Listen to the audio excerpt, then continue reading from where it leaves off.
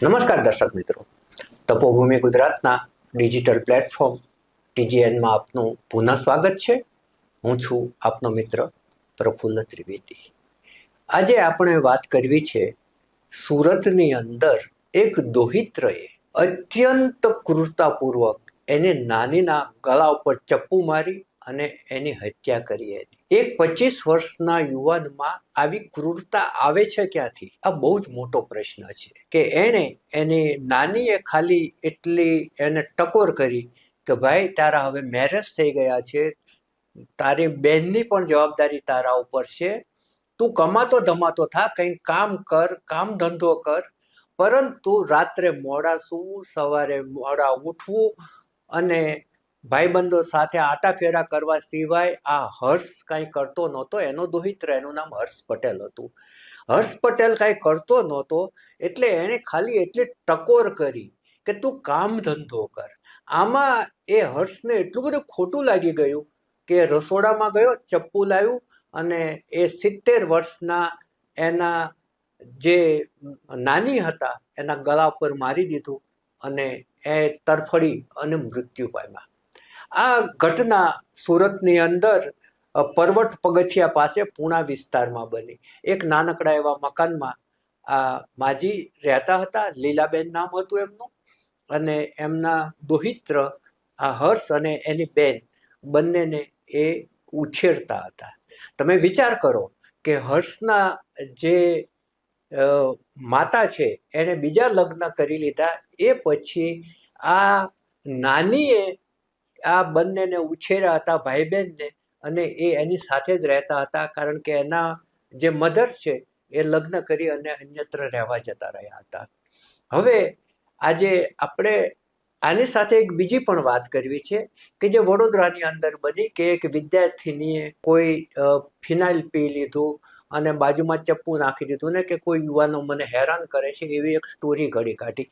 આ બેયને સાથે આપણે એટલા માટે લઈએ છીએ કે યુવાનોમાં આ બધી કુટુંબ સાથે બનાવટ કરવાનું, કુટુંબ સાથે ક્રૂરતા આચરવાનું આવે છે ક્યાંથી? આ બહુ જ મોટો પ્રશ્ન, સામાજિક પણ પ્રશ્ન છે અને મનોવૈજ્ઞાનિક પણ પ્રશ્ન છે. આપણી સાથે જોડાયા છે ડૉક્ટર મીનાબેન વ્યાસ પટેલ. આપણે એમની પાસેથી જાણીએ. એ સાયકાટ્રિક પણ છે, સામાજિક સંસ્થાઓ સાથે જોડાયેલા છે, સામાજિક ચિંતનના લખાણો પણ એ કરતા હોય છે.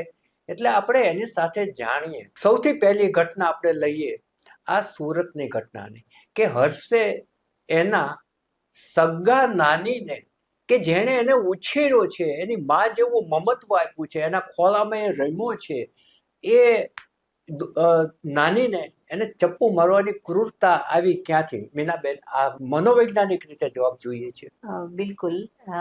આપણે જોઈ રહ્યા છીએ, ઘણા સમયથી કહું છું કે યુવાનો બેજવાબદારપણું બધી રીતે, કુટુંબના પ્રત્યે, સંબંધો પ્રત્યે, એની જે આર્થિક પ્રવૃત્તિ જે કરવી જોઈએ એ પ્રત્યે એકદમ હવે અમુક લેવલના યુવાનો જે આપણે જોઈ રહ્યા છીએ કે એ લોકો બિલકુલ જ એમાંથી નથી એ કરતા, એ જવાબદારી નિભાવતા નથી. હવે એક મીનાબેન, આમાં હું તમારે થોડો ડિફર થાઉં છું. બે પ્રકારના યુવક છે. એક પ્રકારનો યુવક છે અત્યંત સિન્સિયર છે અને બીજા પ્રકારનો યુવક છે જે આપે કહ્યું એ પ્રકારનો છે કે જેને માત્ર રખડવામાં અને ટાઈમ પાસ કરવામાં, ભાઈબંધો સાથે ટોલ ટપ્પા કરવામાં, સમય વિતાવવામાં રસ હોય છે.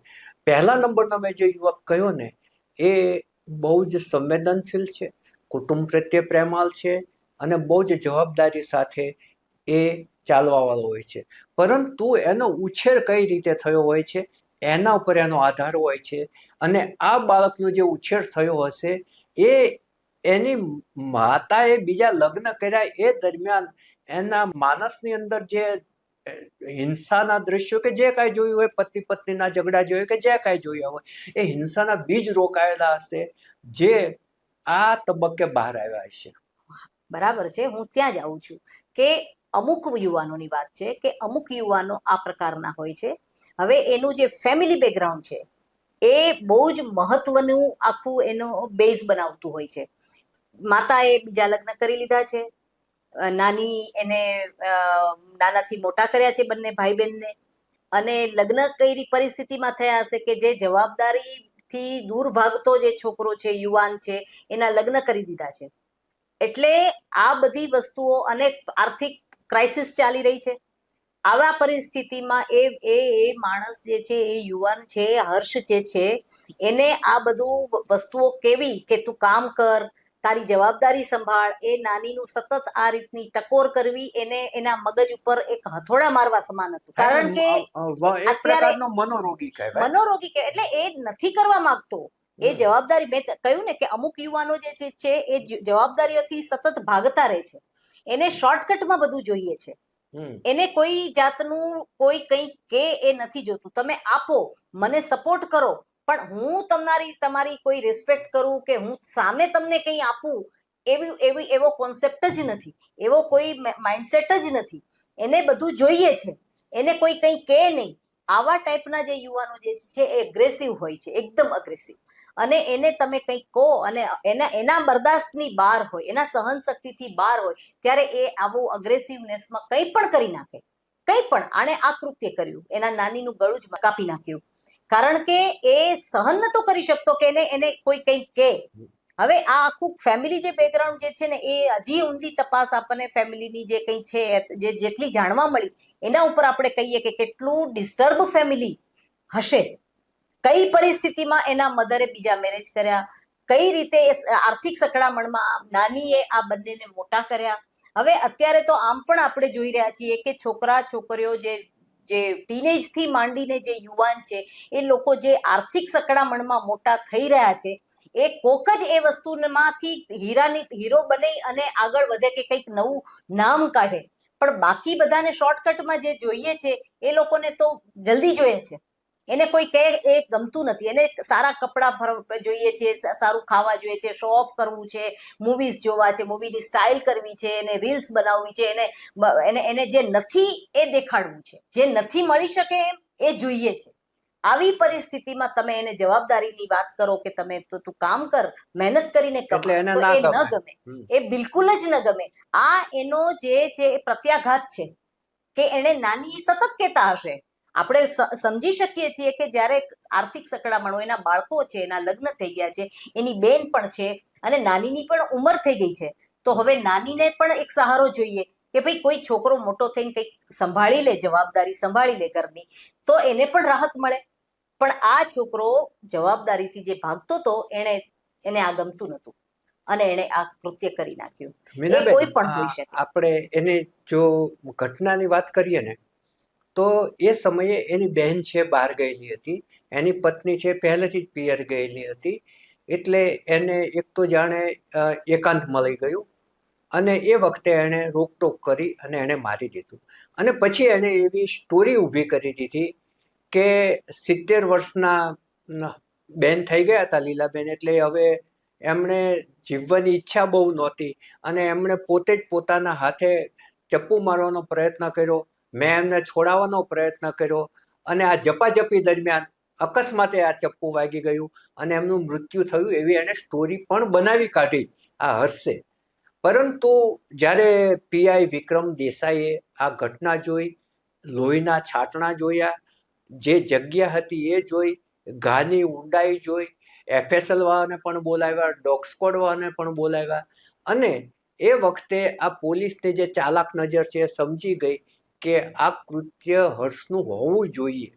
એટલે એ હર્ષને સાથે પોલીસ સ્ટેશન લઈ ગયા અને એને માનસશાસ્ત્રીય રીતે એટલી બધી 2 કલાક સુધી પૃચ્છા કરી કે પેલો ભાંગી પડ્યો અને એણે સાચું કહી દીધું કે હા, મેં આ રીતે કર્યું છે. હવે એ પરિણીત હતો, એની બેન બહાર ગઈ હતી અને પેલા એ એમ જ કહ્યું કે તારી બેનની જવાબદારી સમજને, તારી પત્નીની જવાબદારી સમજને, તું કામે લાગ. એ દરમિયાન એને ચપ્પુ મારી. આજુબાજુના જે પડોશીઓ હતા એ પણ કહ્યું કે લીલાબેન છે એ સ્વભાવના ચોક્કસપણે કડક હતા, પરંતુ એ શિસ્તના આગ્રહી હતા. આ મોડા સુધી જાગતો હતો અને મોડો ઉઠતો હતો, જ્યારે પેલા શિસ્તના આગ્રહી હતા. આખી આ 2 પેઢી વચ્ચેના મતભેદો પણ છે કે અત્યારની પેઢીને મોડું ઉઠવું ગમે છે, મોડું સૂવું ગમે છે, એટલે એને રોકટોક નહોતી ગમતી અને એ કારણોસર એણે આ હત્યા કરી. હવે આ હત્યા કરવા સુધી એની માનસિકતા એને કઈ રીતે લઈ ગઈ એ આપણે સમજવું છે. જે રીતે જ્યારે એને બોલાવવામાં આવ્યું, સાયકોલોજીકલ લોજિક લગાવી અને એને ક્વેશ્ચન આન્સર કર્યા, ત્યારે એ બોલી ગયો કે હા, આ મેં હત્યા કરી છે. તો આ વસ્તુ જે છે એ ઉપર પ્રથમ દ્રષ્ટિએ જો કહી શકાય ને, તો એ એના પ્લાનમાં હતું.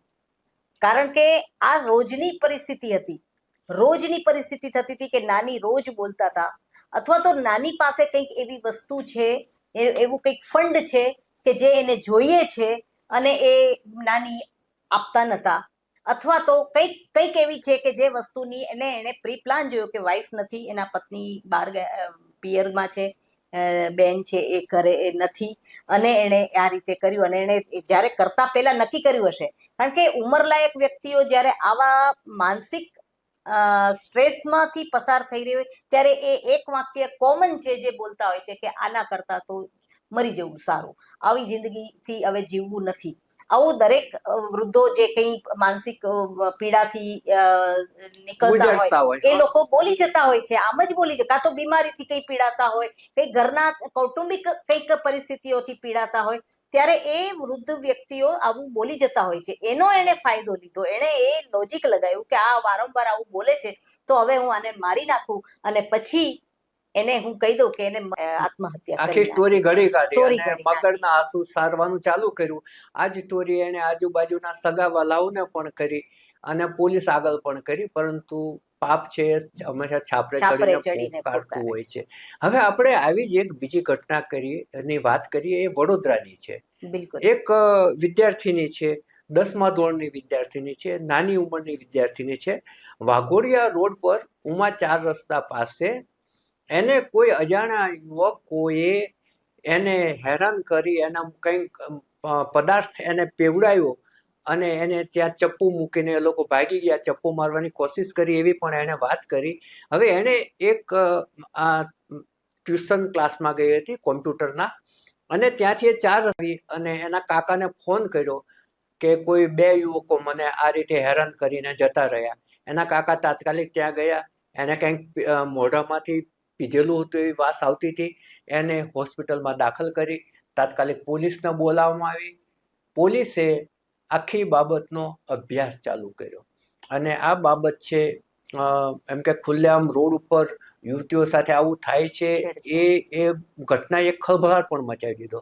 પરંતુ પોલીસને જે એની એક ચોક્કસ એની ગુનાઓને પારખવાની એક નજર હોય છે, એણે છે 4 રસ્તાથી આજુબાજુના તમામ સીસીટીવી એમણે ચેક કર્યા અને કોઈ પણ ની અંદર એ જે યુવતીએ વર્ણન કર્યું હતું કે કાળું ટી શર્ટ પહેરેલો યુવક હતો અને 2 બાઇક ઉપર આવ્યા અને મને આમ કર્યું ને મને તેમ કર્યું, એ જે આખી વાત એણે કરી હતી એ પોલીસને ગળે ઉતરી નહીં અને એને સીસીટીવીમાં ક્યાંય આવું દેખાયું નહીં.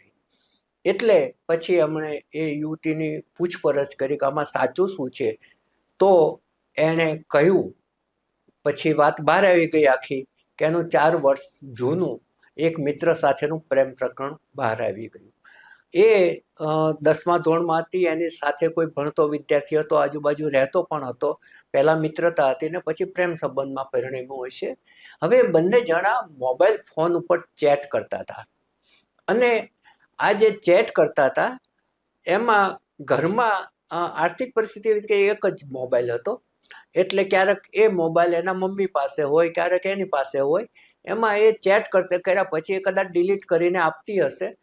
અને આ જ્યારે મોબાઈલમાં ઉપર મેસેજ કરે ત્યારે પેલો સામે તરત જવાબ આપી દેતો હતો. પરંતુ એક દિવસ એવું થયું કે પેલો કંઈ કામમાં હશે કે શી ખબર, આને મેસેજ કર્યા અને જવાબ એને સમયસર ના આપ્યો. દરમિયાનમાં એ મોબાઈલ એના મમ્મીના હાથમાં જતો રહ્યો અને એ પછી પેલાના જવાબો આવવાના ચાલુ થયા.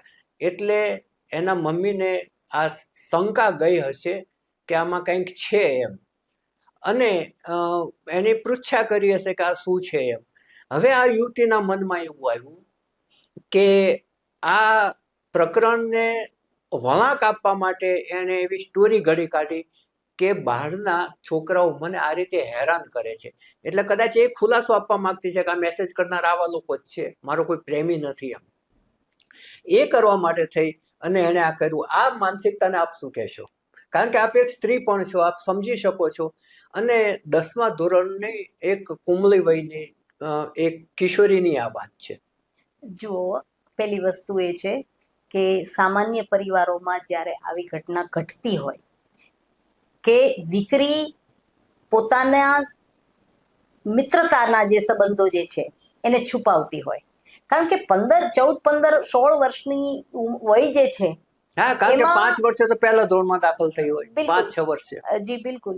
તો એ જે દીકરી છે એને ખબર છે કે આ સામાન્ય પરિવારમાંનો મારો જે ઉછેર થયો છે એમાં આખું જે વાતાવરણ હોય એમાં મા બાપ તરફથી બાળક માટે એવી જ અપેક્ષા હોય કે એ ભણવામાં ફોકસ કરે, એ કોઈ સંબંધોમાં જાય અને એ આખી જિંદગી એમાં એનો સમય વ્યતીત કરે અને એ ખોટા રવાડે ચડે, એ ના, ન એ ઈચ્છતા ઉંમરે હોય. કોઈ પ્રેમ સંબંધમાં પડે, અપેક્ષા મા-બાપ એક્સેપ્ટ ના થાય, સ્વીકારે પણ નહીં. બરાબર છે. એટલે આવામાં એ લોકો કોઈ પણ વસ્તુ, નાની મોટી વસ્તુ એ છુપાવવાના જ છે. એ આખું એ કોઈ દિવસ સામે આવીને વાત નહીં કરે કે હા મારો મિત્ર છે. હવે મિત્રતામાં પણ કે એક લેવલ ઉપર આવી ગયા હોય, કોઈ જાતના એવા પિક્ચરો એકબીજાને શેર કરી દીધા હોય, ક્યાંક ફિઝિકલ થઈ ગયા હોય. હવે તો બધું બહુ એડવાન્સ જઈ રહ્યું છે, એટલે દુઃખ સાથે કહેવું પડે છે કે દીકરી ક્યાંક એવા સંબંધમાં, ગાઢ સંબંધમાં બંધાઈ ગઈ હોય. હવે એના મિત્રને બચાવવા માટે કે કાલ ઉઠીને મારું કંઈક બહાર આવી જશે, હવે કઈ પરિસ્થિતિમાં એ આવી છે એ તો એ કે પછી ખબર પડે, પણ એવી જ પરિસ્થિતિમાં આવી હોય કે એને એના મિત્રને છુપાવવાનો છે અને કંઈક એવા કન્ફ્યુઝનમાં આવી ગઈ કે હવે એનાથી એને કોઈક બીજા ઉપર ગુનો નાખી દેવાનો છે. અથવા તો એને એમ કેવું છે કે હું આવું કઈ છે જ નહીં, આ તો બાહ્ય કોઈ મને હેરાન કરે છે. એડવાન્સમાં એક પ્લાન બનાવ્યો કે આવી રીતે હું કંઈક કરું અને પછી એ પેલા માણસનું, પેલો મિત્ર છે જે એનો મિત્ર છે એનું નામ ન આવે ને બીજા કોઈ અજાણ્યા શખ્સોની નામ આપી દીધું કે ભાઈ આવા કોક મારી પાછળ પડી ગયા છે. એટલે કંઈક કડી એવી છે જે મિસ આઉટ છે, કંઈક કડી છે જે મિસ આઉટ છે. એ એના મિત્રને, એ જે મિત્ર છે ખરેખર મિત્ર છે કે એનો બ્લેકમેલર છે કે જેને એ છુપાવવા માંગે છે, એનું નામ નથી લાવવા માંગતી. આ રીતે જે ચેટ થતી હતી એમાં બી પણ કંઈ શું હતું એ પણ બહાર લાવવાની જરૂર છે. એ આપણને ખબર પડે કે ભાઈ એ છોકરીની સાથે કઈ પ્રકારની એ મિત્ર ચેટ કરતો હતો, કઈ બાબતમાં એને એક લેવલે, છોકરીઓ આવા સંબંધોમાં એક લેવલે જઈને પછી કન્ફ્યુઝ થઈ જાય છે, કારણ કે એ સાચા સંબંધો હોતા જ નથી. આપણે ઘણી ઘટનાઓ જોઈએ છીએ કે દીકરીઓ સંબંધોમાં આગળ વધી જાય છે અને પછી એ બહારનું અને કુટુંબનું એ બેલેન્સ નથી કરી શકતી. છુપાવીને કેટલું છુપાવે? આપે જે કહ્યું ને કે પાપ છે એ છાપરે ચડીને પોકારે, એમ હવે એનું મેનેજ કરવાનું લેવલ પૂરું થઈ ગયું હોય, કાં તો એ થઈ ગયું હોય કે હવે હું આ જે સ્ટ્રેસ છે, પેલા એ કીધું મારું નામ જો આવશે તો હું તારું આ કરી નાખીશ, તારા ઘરનાઓને આમ કરી નાખીશ. એટલે એને કંઈક ત્રીજા જે અજાણ્યા શખ્સોના નામ લઈને એવું કંઈક ડ્રામા કરીને કંઈક વાર્તા કરી શોધી કાઢી કે ભાઈ હું આવી રીતે ચાલતી હતી અને મને આમ થયું. અને હવે એનાથી કદાચ બ્લેકમેલરની જે વાતો છે એ બરદાસ્ત બહાર હશે. હવે એની પાસે કોઈ ઉપાય નહીં હોય એટલે એને ફિનાઇલ પણ પીવાનું ટ્રાય કર્યો હશે, આવું આપણે અનુમાન કરી શકીએ છીએ. કારણ કે આવા સંબંધોમાં જે સાચી વસ્તુ જે છે એ એવી ભયાનક હોય છે કે કારણ કે આ સંબંધો ઘણી વખત તો મીનાબેન એવું પણ બને કે માત્ર એ લોકોના પ્રેમ સંબંધો હોય, ચેટ કરતા હોય, પરંતુ એના મા બાપ જાણી ના જાય એટલા પૂરતું પણ એ આવું કરતા હોય છે. અને ના કરતા હોય છે, સાચી વાત છે, પણ આ વસ્તુ છે ને એક લેવલે વધી ગઈ હોય. સામાન્ય મિત્રતા હોય ને તો ખબર પડી તો શું થઈ ગયું કે ચલો અમે સાથે ભણીએ છીએ, અમે લોકો સાથે રેસ્ટોરન્ટમાં નાસ્તો કરવા ગયા અથવા તો પિક્ચર જોવા ગયા કે આ છે તે. પણ હદથી જ્યારે વાત વધી ગઈ હોય અને પછી છુપાવવું મુશ્કેલ થઈ જાય અને આ વસ્તુ આવશે સામે તો ઘરના લોકો કઈ રીતે રિએક્ટ કરશે, શું થશે, શું નહીં થશે, એવું બધું હોય. અને બહારની વ્યક્તિનું દબાણ હોય કે જો આ વસ્તુ તે ઘરમાં કીધી અથવા તો મારું નામ આવ્યું તો તારી સાથે આ થશે, તે થશે, જે કંઈ હોય તે. તો આ બધા વસ્તુઓ આવડી નાની એજની છોકરીઓ પર દબાણ લાવવું બહુ આસાન હોય છે. આ છોકરીઓ પર આ રીતના જાળમાં ફસાવવું બહુ, બાકી સામાન્ય આ ઘટનાને જોઈને આપણે એટલું તો સમજી શકીએ છીએ કે એ સામાન્ય મિત્રતા નહીં હોય, એ સામાન્ય એકદમ જે હેલ્ધી મિત્રતા હોય છે દીકરા દીકરીઓને બહાર ભણતા હોય, બહાર જતા અત્યારે તો હોય શું છે તો કે સામાન્ય સહ- મિત્રતા સહ તો હોય, એક શિક્ષણ નહીં છે અનેક એટલે મિત્રતા હોય, સાથે બેસતા હોય, નાસ્તા કરતા સાથે હોય, પાર્ટી ટ્યુશનમાં કરતા જતા હોય, હોય, સાથે આઈસ્ક્રીમ ભણતા, એ તો ખાતા હોય, રહેવાનું બધે જ છે. જતા હોય છે, તો એ એ સામાન્યથી વધારે સહજતા તો છે જ, એ જે હતું એ સામાન્ય પરંતુ કરતા આ છે એ થોડું અસહજ હતું અને માટે અસહજ સ્ટોરીને વળાંક મળ્યો. આ બંને સ્ટોરી અમે સાથે એટલા માટે સાંકળી કે એક સમાજને અરીસો બતાવવા માટે કે યુવા પેઢી છે એ કેવું વિચારતી થઈ છે, કેવી સ્ટોરીઓ કરતી થઈ છે, અને કુટુંબ સાથે પણ એ બનાવટ કરવાના પ્રયત્નો કરતી થઈ છે. કે મા બાપો અને બાળકો વચ્ચે જે પારદર્શિકતા હોવી જોઈએ એ ખરેખર બહુ ઘટતી રહી છે. કંઈ પણ પ્લેટફોર્મ જે મા બાપે આપવું જોઈએ અથવા તો દીકરા દીકરી જે છે એ લોકોએ લેવું જોઈએ, એ જે છે ને એ બહુ સુધારવાની જરૂર છે, એમાં વર્કઆઉટ કરવાની જરૂર છે. દર્શક મિત્રો જેટલા પણ જોતા હોય એ લોકોને માટે ખાસ છે કે પોતાના બાળકો સાથે એટલું બોન્ડિંગ રાખો કે એ તમારી પાસે આવીને ખુલ્લા દિલે વાત કરે અને તમે એને ગાઈડ કરી શકો, માર્ગદર્શક બની શકો. મીનાબેનની વાત બહુ સાચી છે. અને પહેલા શું હતું કે સંયુક્ત કુટુંબ હતું, ભાભી સાથે વાત શેર કરતી હતી, મોટી બેન સાથે વાત કરતા હતા, બનેવી સાથે વાત કરતા હતા, મોટા ભાઈ સાથે વાત કરતા, મામા સાથે, કાકા સાથે, કાકી સાથે. પરંતુ હવે કુટુંબો છે વિભક્ત થઈ ગયા છે, જેને કારણે જે કિશોરી હોય છે, કિશોર અવસ્થા હોય છે, ત્યારે એને વાત કરવાની હિંમત મમ્મી પપ્પા સાથે નથી હોતી, જેને કારણે જે મમ્મી પપ્પા એની સાથે મૈત્રીભર્યું વર્તન રાખે અને પારદર્શક રહે, જે શબ્દ મીનાબેને વાપર્યું જ ફરી વાપરું છું, પારદર્શક રહે, એ ખૂબ જ જરૂરી છે. અત્યારે બસ આટલું જ. નવા વિષય સાથે આપણે ફરી મળીશું. અમારી આ રજૂઆત આપને ગમી હોય તો ચોક્કસપણે શેર કરશો, સબસ્ક્રાઈબ કરશો અને કોમેન્ટ કરશો.